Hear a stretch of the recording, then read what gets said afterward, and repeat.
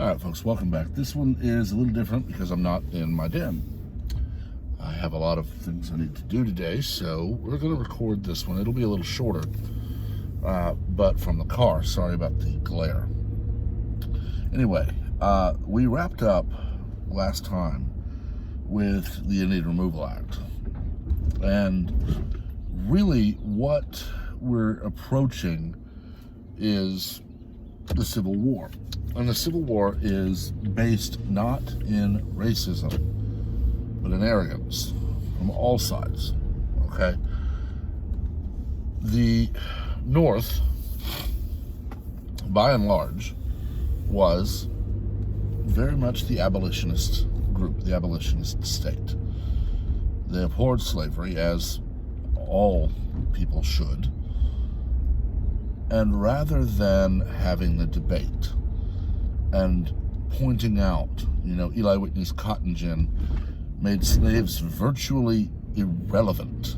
It would, within probably 10 years, by 1875, maybe 1880, 85, the cotton gin would have made slavery so much more expensive than technology that I believe it would have ended.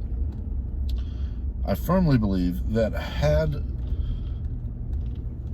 people just given it time and maintained their attitude, but used logic to point out, a cotton gin can do the job of X number of people, and here's the cost. But you aren't having to feed and clothe and house and care for anyone. You're simply keeping the machine running. I mean, we're literally arguing the opposite of this today in some places where automation is costing jobs. And, I firmly believe that had Whitney been able to see where automation and technology would have taken the country, he would have laughed. But at the time, the jobs that were being taken needed to be taken. But the attitude of, you can't tell me what to do, was so pervasive that nothing was going to get through to anybody. I mean, it's not something you can easily overcome. We know that right around the late 1850s, began the secession movement. And the reason I'm doing this video a little bit differently and all that is I can't help but draw some parallels to then and now. You look at cities like Portland versus cities like Dallas-Fort Worth. You look at those two areas, and yes, there have been protests in Dallas-Fort Worth, but we have not had the riots that Portland has seen. And it is a fundamental difference of attitude. The problem is that in the 1850s, you didn't have nearly the economics or demographics or anything near what we have today. Now, I have said, and I firmly believe, if the U.S. military is ordered to subjugate the American people, the vast majority of them will walk away. They'll tell those giving the order, you've just ordered me to violate my oath to the Constitution. Therefore, you've just said my oath is invalid. Therefore, my job is gone. I'm no longer a soldier.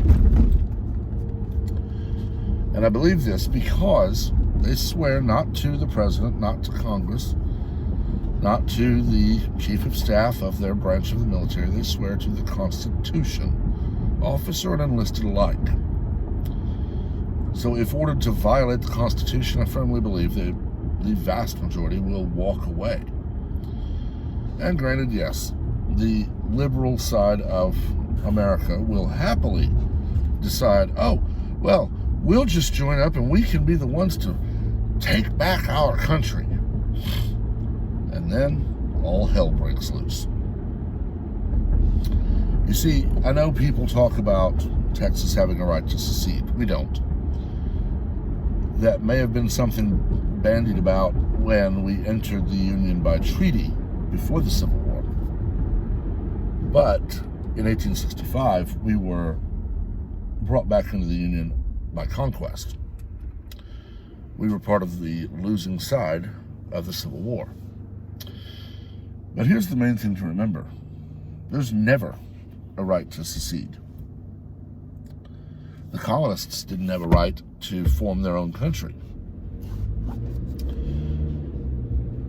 No state in 1860 or before had the right to secede. That is something that will always be done by someone just saying, we're doing it, and then backing it up. Now, in the 1850s, of course, we didn't have the military we have now. None of the states had the National Guards they have now. And it was at first seen as they'll be back. Then, when that didn't happen, it was a war. It only had that short time of they'll be back because, unlike Britain, the North was not totally dependent on the South for taxes or anything. I mean, they realized, well, if we're not taking their taxes, but we're also not sending them any money for projects or whatnot, then we can wait for it and they'll be back. When that didn't happen, and they realized that they do need the agriculture stuff from the South, that's when the war began. It raged for 5 years, brother against brother, and honestly took far longer than I believe it would have if it had been done using Sun Tzu's tactics, and far too long at the same time. But I can't help but wonder what the modern era would do to that situation.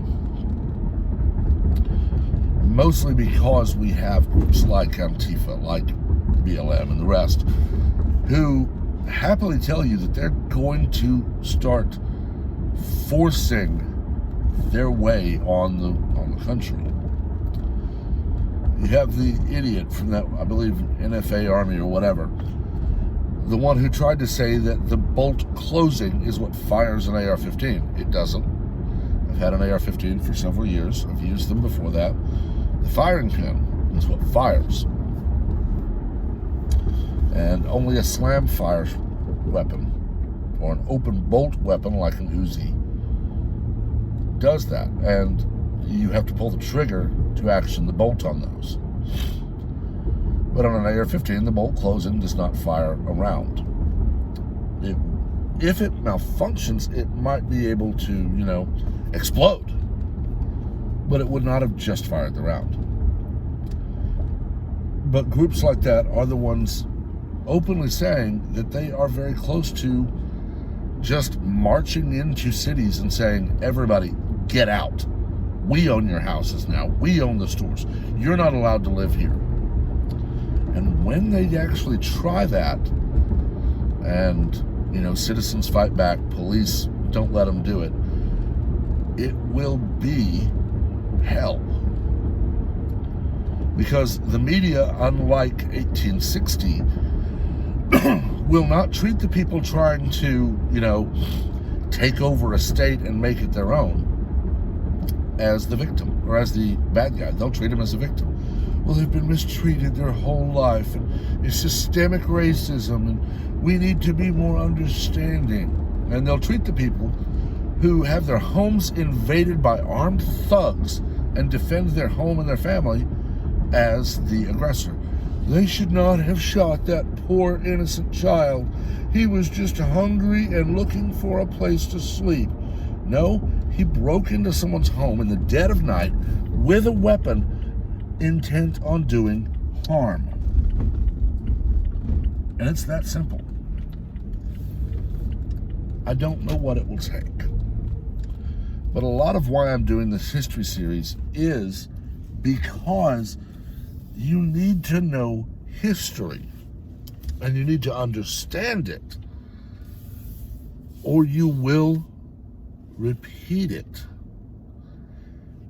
Sadly, we have so many in Congress today who don't understand history and don't care about it,